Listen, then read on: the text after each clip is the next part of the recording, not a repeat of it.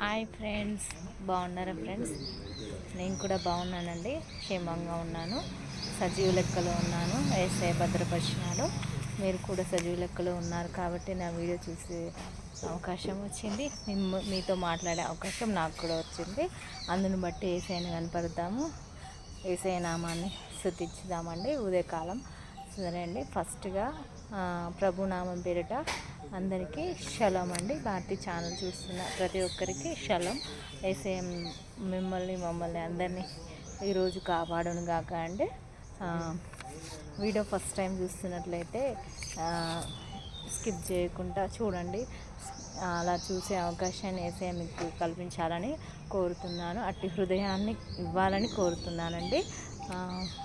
ఈరోజు జన్మించిన బిడ్డలకు ఆయుష్ను, ఆరోగ్యాన్ని ఏసయ్య ఇవ్వాలని నేను కోరుతున్నాను. నాతో పాటు కోరుకునే వాళ్ళని అనేకులని ఈ వీడియో చూసేలాగా ప్రభు చేయాలని నేను కోరుతున్నానండి. ఈరోజు మరణించిన వారికి కూడా మరి తన రాజ్యంలో స్థానంను ఇవ్వాలని ఏసయ్య మనస్ఫూర్తిగా కోరుకుందామండి. సరే ఫ్రెండ్స్, వాగ్దానం చదువుతాము. వాగ్దానం చదివి వినిపిస్తాను. యెహోవా నిన్ను ఆశీర్వదించి నిన్ను కాపాడును గాక. మళ్ళీ చదువుతున్నానండి. యెహోవా నిన్ను ఆశీర్వదించి నిన్ను కాపాడును గాక. మంచి వాగ్దానం కదా ఫ్రెండ్స్.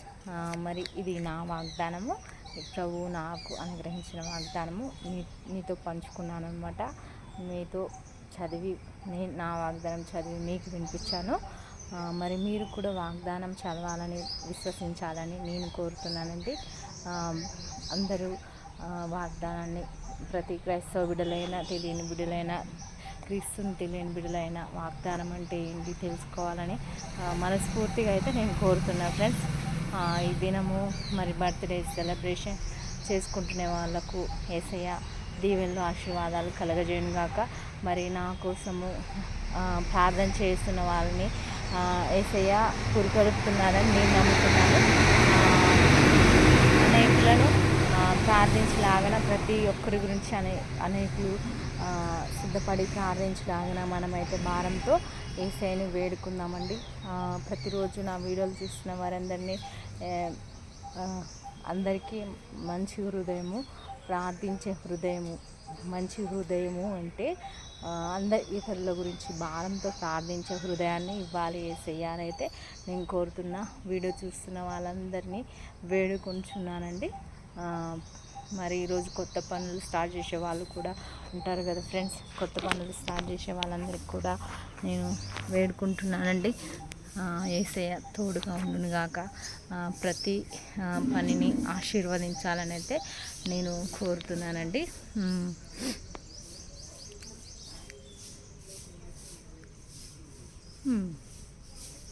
అయిపోయింది వీడియో.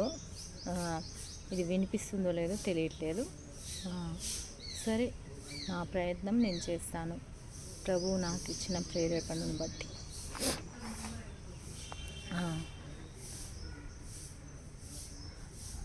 ఈరోజు వీకెండ్ అండి, బయటికి వెళ్ళే వాళ్ళందరూ జాగ్రత్త అండి. ఈరోజు సాటర్డే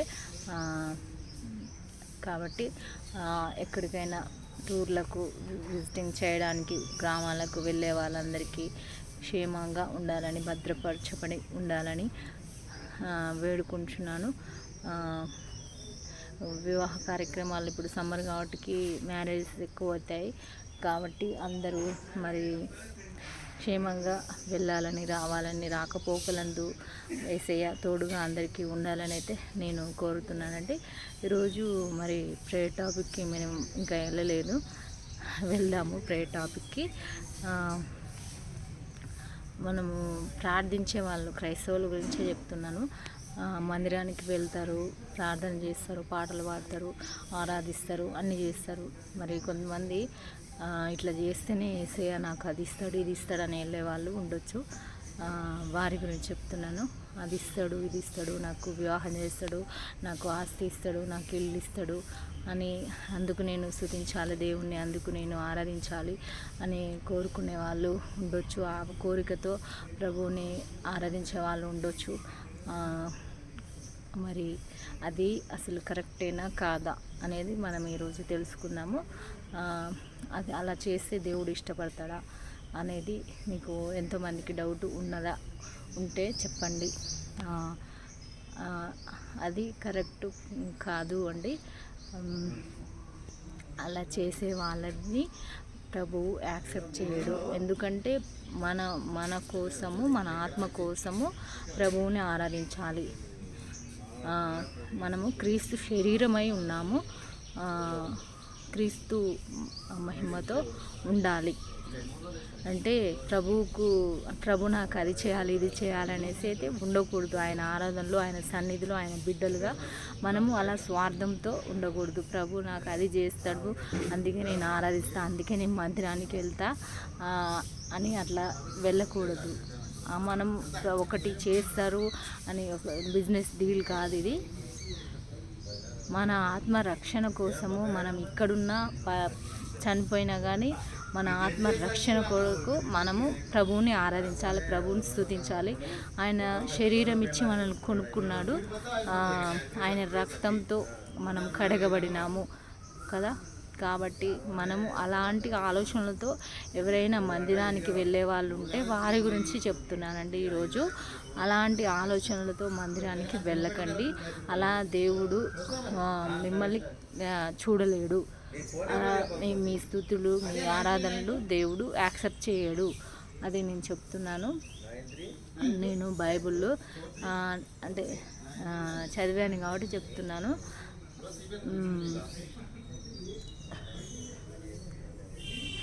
అలాంటి నిన్న అంటే పౌలు రాసిన గ్రంథాల్లో, పౌలు గారు రాసిన గ్రంథాల్లో అపోస్తలుల నుంచి, గలతీయుల నుంచి ఆ గ్రంథాల్లో నేను చదివాను కాబట్టి చెప్తున్నా. మీకు ఎవరికైనా నిజం ఉంది తెలుసుకోవాలనుకున్న వాళ్ళు మీరు పౌలు రాసిన గ్రంథాల్లో చదవండి, పౌలు గారు రాసిన గ్రంథాల్లో చదవండి. మీరు ఎక్కడ రాసి ఉంది, ఎక్కడ ఉంది అని అనుకునే డౌట్లు ఉన్న వాళ్ళు ఉంటారు కదా ఫ్రెండ్స్, వారి గురించి చెప్తున్నాను నేను. చదవండి. మీకు అంతగా ప్రూఫ్ కావాలి అనుకుంటే చదవండి. అలా చేయకండి. అంటే దీనికోసం ప్రభు నాకు అది చేస్తాడు, ఇది చేస్తాడు అని చేయకండి. మనకు లాభం చేస్తాడు యేసయ్య, కానీ మనం ఫస్ట్ మన హృదయాన్ని యేసయ్యకి ఇవ్వాలి, మనస్ఫూర్తిగా ఇవ్వాలి. నా దేవుడు, నా రక్షకుడు అనేసి మనము నమ్మాలి, బిలీవ్ అవ్వాలి. ఇది చేస్తే నాకు అది వస్తుంది, దేవుడు అది అనుగ్రహిస్తాడు, అంటే అది చేస్తాడు నాకు, కాబట్టి నేను పాటలు పాడతా, కాబట్టి నేను ఆరాధన చేస్తా. అలా చేయకూడదు. నువ్వు బ్రతికున్న చనిపోయినా కానీ అది దేవుని సొంతము. దేవుడు నాకు కావాలి, నేను పరిశుద్ధాత్మలో ఉండాలి, దేవుని సన్నిధిలో నడిపింపబడాలి అనే ఆలోచనలతో మనము ముందుకు వెళ్ళాలి, ప్రభువును ఆరాధించాలి ఫ్రెండ్స్. కాబట్టి ఇలాంటి డౌట్లు ఇలా చేసేవాళ్ళు కొంతమంది ఉన్నారు క్రైస్తవులు, కాబట్టి చెప్తున్నానండి. తెలియని క్రైస్తవత్వం గురించి, అంటే క్రీస్తుని గురించి తెలియని వారికి కూడా చెప్తున్నానండి. దేవుడు అందరినీ చూస్తున్నవాడు.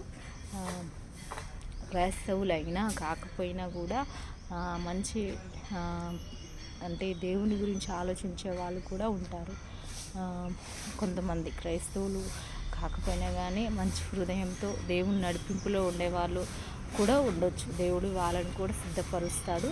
కాకపోతే నిజమైన దేవుడి గురించి తెలియని వాళ్ళు కానీ ప్రభువుని గురించి తెలిసిన వాళ్ళమై ఉండి మనము ప్రభువుని ఒక బిజినెస్ డీల్ లాగా కొంతమంది అనుకుంటాము. అనుకునే వారి గురించి చెప్తున్నాను అండి. అలా అనుకోకూడదు అంట. అలా అనుకొని ప్రభువుని ఆరాధించకూడదు, ప్రభువుని ప్రార్థించకూడదు. ప్రభు నాకు అది కావాలి, ఇది కావాలి అనవచ్చు. కానీ ఇట్లా మనం అడుగుతాము, మన అవసరతలు ప్రభువుని చెప్పుకుంటాము,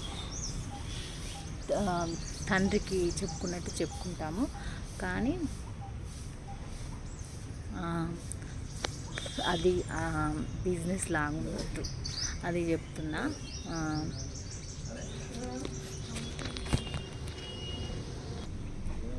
బిజినెస్ లాగా ఉండొద్దు మన మైండ్, అది చెప్తున్నా. మన దేవుడు, మన యేసయ్య మనకు సర్వమును ఇస్తాడు. సర్వమును సృజించినవాడు మన కోసమే సృజించినవాడు. కానీ నేను ఇట్లా ప్రార్థన చేస్తే యేసయ్య నాకు అది ఇస్తాడు, అది చేయాలి కాబట్టి నేను ప్రార్థన చేస్తా అనే తత్వాన్ని మార్చుకోవాలి మన క్రైస్తవులు అనేసి నేను చెప్తున్నా ఫ్రెండ్స్. ఈరోజు మరి ప్రేయర్ టాపిక్ గురించి ఇది కాబట్టి ప్రేయర్ చేయండి. ప్రేయర్ చేసే వాళ్ళని అనేకులను ప్రభువు ప్రేరేపించునుగాక అండి. యేసయ్య ప్రేరేపించాలని అయితే నేను కోరుతున్నాను మనస్ఫూర్తిగా. మీరు కూడా కోరుకోవాలని, అనేకులు మరి ఎంతోమంది చూస్తూ ఉండొచ్చు, వీడియోను చూడాలని ఆశపడుతున్నాను, ప్రయాసపడుతున్నాను, శుద్ధ హృదయంతో వేడుకుంటున్నానండి. అంటే ప్రభు గురించి ఆలోచిస్తూనే మీతో వీడియో చేస్తుంటానన్నమాట. అసలు వీడియోలో ఏం మాట్లాడాలన్నా కానీ ప్రభు ఆజ్ఞ లేనిది మాట్లాడలేను కదా.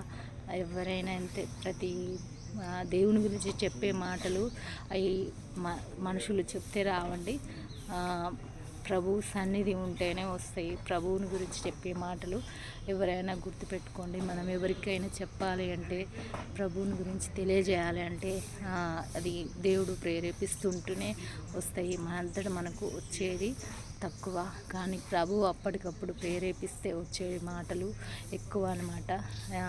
ఇలా ఎక్స్పీరియన్స్ అయిన వాళ్ళు ఉండొచ్చు, కాని వాళ్ళు ఉండొచ్చు. ఎక్స్పీరియన్స్ ప్రతి ఒక్కరికి అవ్వాలని నేనైతే కోరుకుంటున్నా ఫ్రెండ్స్. ఓకే, ఈరోజు ప్రేయర్ టాపిక్ అందరికీ దీవెనకరంగా ఉండాలని అయితే నేను కోరుతున్నా. భారతి ఛానల్ నుంచి మీరు వీడియోలు చూసే వాళ్ళని దేవుడు దీవించునుగాక. మీకు నచ్చినట్లయితే ప్రతిరోజు చూడాలని వీడియోస్ కోరుతున్నానండి. వీడియో వినిపిస్తుందో లేదో నాకు తెలియదు. దేవుడు మరి నా శ్రమను కనిపెట్టునుగాక. ఇంతసేపు మాట్లాడి వీడియో సౌండ్ రాకుంటే బాధేస్తుంది కదా ఫ్రెండ్స్. మళ్ళీ ఇదే ఉత్సాహము ప్రభు అంటే ఆల్రెడీ మాట్లాడాక రావడం మళ్ళా కష్టం కదా ఫ్రెండ్స్. ప్రభు కనిపెట్టినాక అందరికీ మన ప్రేయర్ టాపిక్ మళ్ళీ గుర్తు చెప్తున్నానండి. మనము ప్రభువుతో బిజినెస్ డీల్లా కాకుండా ప్రభువుని యాక్సెప్ట్ చేసిన హృదయంతో ప్రభువుని ఆరాధించాలి. ఇది మరి ప్రేయర్ చేయండి. Okay, God bless you friends. అందరికీ బాయ్ అండి.